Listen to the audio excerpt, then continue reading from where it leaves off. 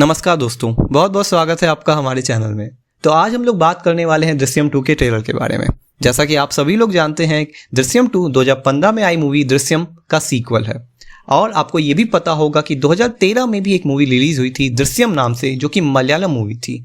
ये जो मूवी 2015 में रिलीज हुई थी वो उसी का रीमेक थी। और अभी जो 2022 में रिलीज होने वाली है, जो कि अजय देवगन को स्टार करती है, वो मूवी 2021 में आई मूवी मलयालम मूवी दृश्यम 2 का रीमेक है।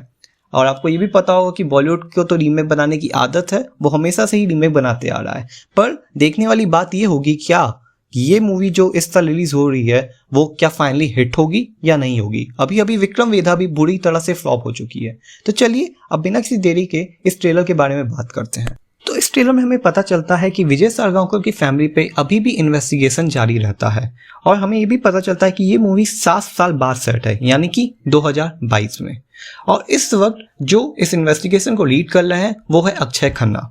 और अगर सही बात कहें तो इस पूरे ट्रेलर में सबसे ज़्यादा जो यूएसपी यानी कि यूनिक सेलिंग पॉइंट लगता है वो मुझे अक्षय खन्ना का ही कैरेक्टर दिखता है। उनकी एक्टिंग ज़बरदस्त रहती है और आप उनके हर सीन का वेट करते हैं कि अगला सीन कब आता है। और अगर ये सिर्फ ट्रेलर में हो रहा होता है तो ना जाने मूवी में क्या होगा। अब अगर बात की जाए सपोर्टिंग कास्ट की, यानी कि श्रेया सरन जिन्होंने अजय देवगन की वाइफ का कैरेक्टर प्ले किया है, और उनकी दोनों बेटियां, तीनों ने ही बहुत बेहतरीन एक्टिंग की है।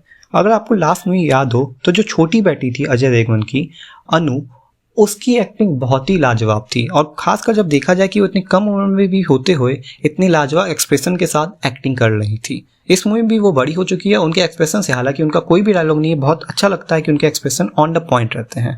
अंजू का एक डायलॉग्स रहते हैं, कुछ डायलॉग रहते हैं, बड़ी बेटी अंजू के कुछ डायलॉग रहते हैं, बट उनका ज़्यादा इफेक्ट नहीं पड़ता है। और मुझे तो लगता है ये एकदम सेम कैरेक्टर है जिसको अब वापस आप उठा के रख दियो। हालांकि फिर भी ऐसा नहीं है कि एकदम बकवासी कहेंगे इसको। तब्बू के कैरेक्टर की भी वापसी होती है, जिन्होंने लास्ट टाइम अजय देवगन की फैमिली ने जिनको मारा था उनकी माँ का कैरेक्टर प्ले किया था, और जो लास्ट टाइम इन्वेस्टिगेशन को भी लीड कर रही थी। और लास्ट में क्रिप्टिक वे में, यानी कि इनडायरेक्टली कन्फेस भी किया था तब्बू और उनके हस्बैंड को कि उन्होंने ही उनके बेटे को मारा है। और उसके बाद जैसे कि हम लोग को पता चलता है कि वो लोग फॉरेन शिफ्ट हो जाते हैं। अब देखने वाली बात यह है कि उनका कैरेक्टर वापस आया तो कैसे वापस आता है और कितना शामिल रहता है इन्वेस्टिगेशन में। ट्रेलर देखे तो हमें यही लगता है कि इन्वेस्टिगेशन में काफी शामिल रहता है।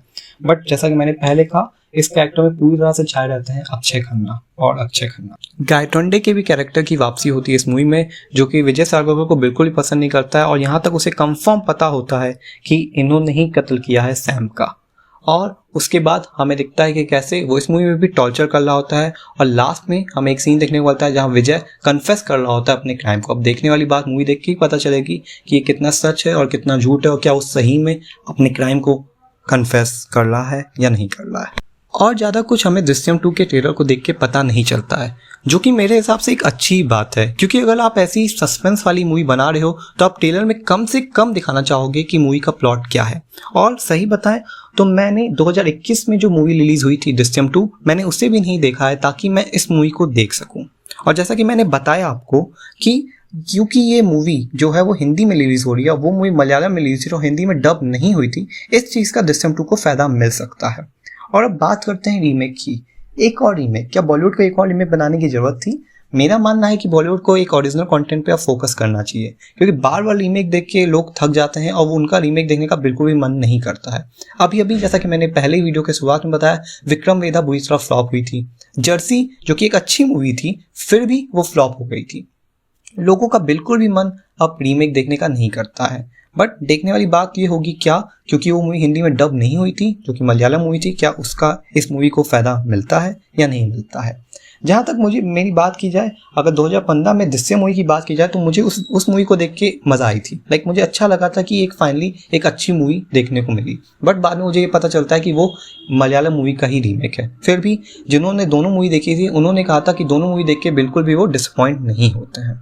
ये मूवी रिलीज हो रही है 18 नवंबर 2022 को। अब देखते हैं ये मूवी बॉक्स ऑफिस में कैसे परफॉर्म करती है, क्योंकि इस साल बॉलीवुड की 3 मूवी जो ढंग से थोड़ी हिट हुई हैं वो है भूल भुलैया 2, कश्मीर फाइल्स और ब्रह्मास्त्र। और ब्रह्मास्त्र को भी कुछ लोग कहते हैं कि वो सेमी हिट थी। तो आप मान सकते हैं कि सिर्फ 2 ही मूवी इस साल ढंग से हिट या फिर ब्लॉकबस्टर का टैग हासिल कर पाई हैं। अब देखने वाली बात होगी कि दृश्यम 2 कैसे परफॉर्म करती है। और इस मूवी से काफ़ी उम्मीदें भी हैं, क्योंकि दृश्यम एक हिट मूवी भी थी और इस मूवी का हाइप भी काफ़ी था। और अजय देवगन ने बहुत ज़बरदस्त एक्टिंग की थी, जो कि मूवी 2015 में रिलीज हुई थी, दृश्यम 1। अब देखते हैं ये मूवी फाइनली कैसे परफॉर्म करती है।